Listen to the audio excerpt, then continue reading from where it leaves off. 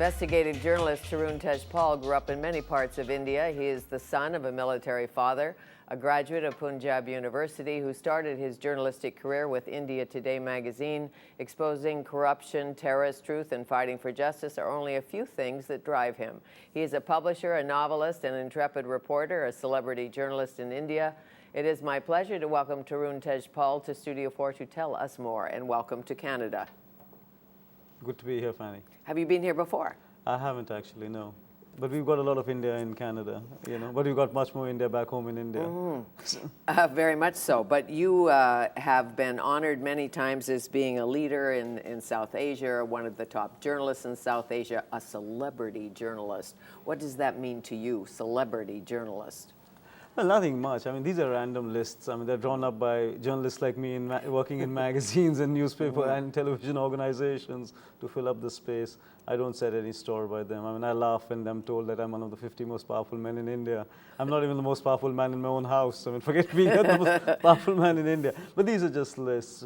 I think they're more a tribute to the work Tehelka has done, which is not entirely of my doing, which is a bunch of incredible colleagues who do some astonishing work day after day, week after week. I think it's really a tribute to the work Tehelka has done over the last 10 years. Tell me about Tehelka magazine, a weekly political magazine, it's an online magazine.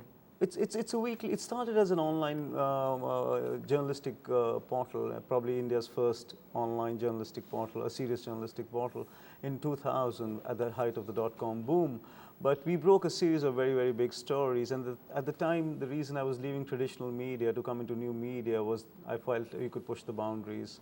You could do the kind of journalism that had become impossible to do in traditional media because the commercial impulse had become so dominant. It was very difficult to let the editorial impulse flourish. And so we started Tehelka, and Tehelka built a very quick reputation, breaking some really huge stories. But on March 13, 2001, we broke a story that's known as India's Watergate, which was a story on corruption in defense procurements. And two things happened. One is we became inordinately famous, and we were sort of feted and dined across the country as heroes. The second was we also became victims of a very extra-constitutional assault by the state on our lives and our work. And we were pretty much shut down. Our lives were run into the ground. Our company was closed. So we couldn't do anything for 3 years. We just fought the state and a kind of onslaught of false allegations against us.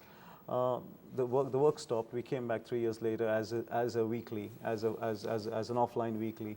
So now we have both. We have the offline news magazine, and we have the online news magazine. But it sounds to me like what's known in the trade as hard journalism, not soft journalism. You went after the story, you knew the story had legs, you didn't go after the defense minister or the military. You went after the story, and what emerged out of that were the crooks. I'd say you're entirely right, Fanny. I mean, if Tehelka does anything, it's hard journalism. Anybody who works at Tehelka knows that they're not in the public relations business. Or the entertainment business. They're not in the entertainment business, they're very clearly in the business of journalism. So we attract fantastic young journalists. We can't pay them as much as other organizations. They move on after some point, but they do incredible work. So there's a constant stream of outstanding young journalists at Tehelka doing some amazing work. And what's even nicer is 75% of them are actually young women who are doing some of the most impressive journalism that I've known in my life. It's all hard journalism, and even when we do the soft stories, when we do the culture and the books and the cinema, we do it in a hard way. We are not in the floozy business. I mean, that every journalist in Tehelka understands. Right. But as you know so well, it's not just who, what, when, where, and why. It's who to trust. Was there a deep throat in this operation? Tell me the story, the essence of the story. Well, if you're asking me about the big story of 2001, that was really a setup story, and that was India's first big sting operation, where we used hidden cameras to nail the inherent corruption in the defense procurement process. And it was a bit of a sort of setup in the sense that the two reporters created a false company which was called West End International, and hence the operation was called Operation West End. And they took hidden cameras into the offices of government officials. They started at the bottom of the food chain. They started at the level of the section officer in the ministry, and the attempt was to try and see how far they could go by just offering bribes for a product that did not exist.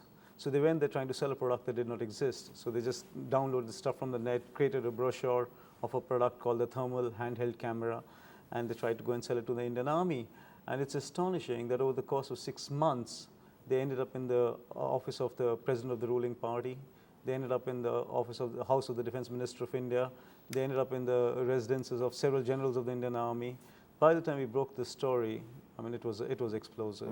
And it immediately led to the resignation of the Defense Minister of India. It led to the resignation of the president of the ruling party.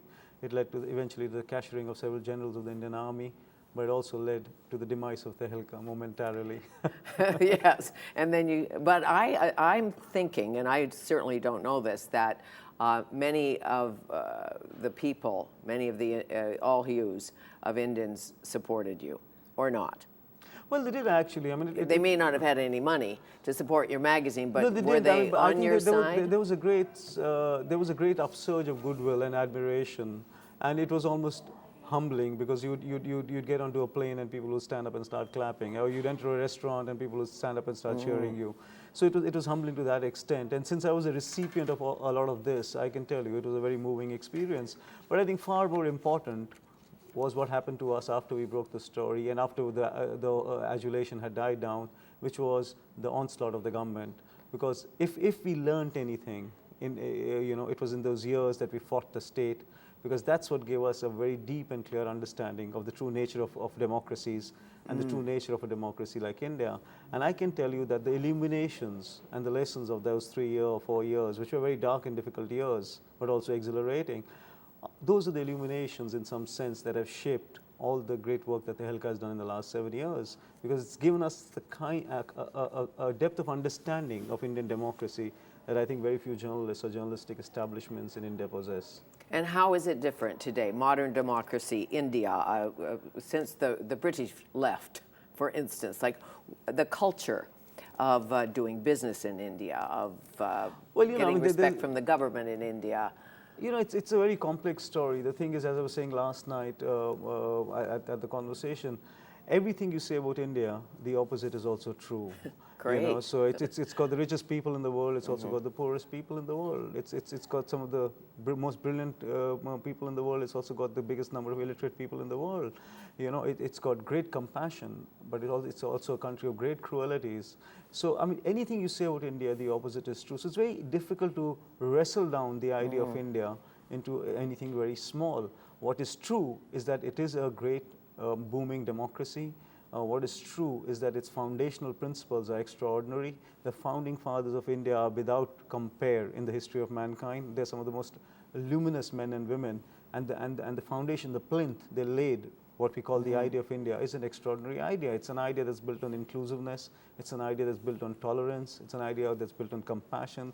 It's an idea that's built on building bridges. So it's extraordinary. So what keeps us together, in a sense, a vast, very vast country, 1,200,000,000 people and growing, is the founding vision of the country.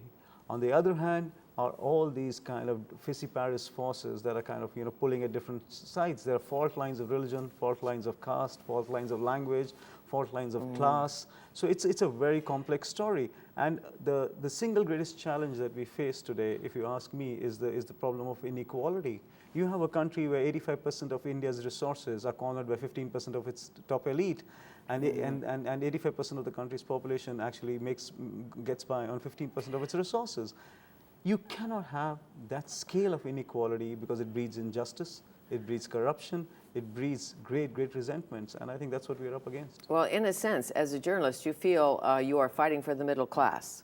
No, I don't. The Indian middle class, I don't. The poor. No, I don't. I'm pretty clear about that, Fanny. I mean, Tehelka's readers are India's middle class and India's elite and rich, but I don't fight for them and I don't represent them. And I say that to the rich man whose money I seek to run my magazine. I want your money, but I'm not on your side. I'm pretty clear. Every journalist at Tehelka knows that we are absolutely on the side of the dispossessed, the voiceless, the suffering. It's a pretty clear thing. We are a country with great deprivations. India has more poor people than the entire population of Africa. There are close to 500 million people in India who live at less than sub-Saharan poverty levels. So the challenge of India is huge. I don't represent in my journalism the elite class I come from. And I think one of the problems and one of the kind of crises of India is that the elite in India has today forgotten its true mandate. And it's ironic and tragic because the idea of India, the freedom struggle was actually led and shaped by the elite. I mean, Mahatma Gandhi went to Lincoln's Inn in London. Jawaharlal Nehru went to Harrow and Cambridge. Ambedkar came to Columbia. These were men of great privilege. These were men of from great elite backgrounds. But they chose to turn their back on the small elite constituencies and work for the greater good. I mean, my wife and I were in New Orleans last November for a conference called Rebooting America. And for 2 days, I heard American speakers talk all day about the American dream. And the American dream clearly is the pursuit of pleasure, money, and happiness. And when it was my turn to speak, I said, I have to just say that back home in India, we don't have the American dream or the Indian dream. What we have is the idea of India. And the idea of India is the idea of tolerance, compassion, inclusiveness. Because we are a country damaged by 300 years of colonialism. We are a country damaged by 1,000 years of feudalism. Our challenges, our imperatives are very, very different. Someone once said that in India, as a journalist, you don't expose sex scandals because financial scandals are way more enticing or way more important. I think that may have been me, because I think that was a question asked to me by somebody from the Telegraph or the Guardian 10 years ago, that why don't we have sex scandals in India? And I said, because they're of no consequence. I mean, what matters to us is financial scandals, because they take away money from roads, they take away money from water, they take away money from power, they hurt the poor, they hurt the people, they take away money from education. We don't care a damn, you know, who's screwing whom and who's running around with whom. It means nothing. And I think those are the preoccupations of journalists in fattened societies. It's the kind of stuff you're seeing in News of the World today, and it's sordid. It's third-rate sordid stuff. These are fattened societies. Their concerns can become incredibly frivolous. In India, I think the core concerns have to be incredibly deep and true. Well, when you're hacking into people's emails, allegedly, it's probably not a good thing. The news of the world, the demise of news of the world is an interesting topic too, but when we come back, let's talk about the attack, the recent bombing in India and the outfall, and then we'll talk more about you because I want to talk to you about that novel. Sure.